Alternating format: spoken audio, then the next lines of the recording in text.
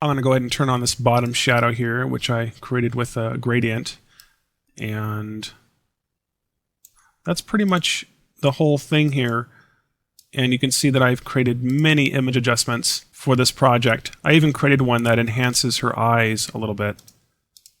You can see right here.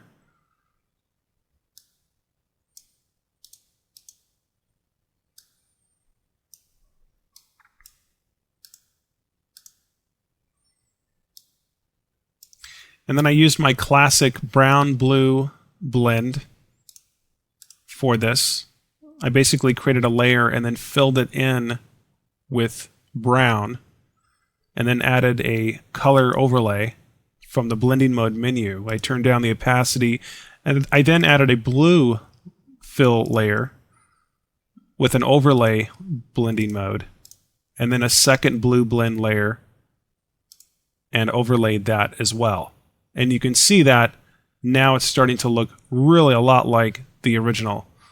And I can see areas on her face here that I really don't like from that texture. So if you're applying textures, you can just come through here, click on the layer mask of the texture, which is this one right here. Select the paintbrush and just come in here and start to erase away the areas of the textures that you don't want. There you go. Okay.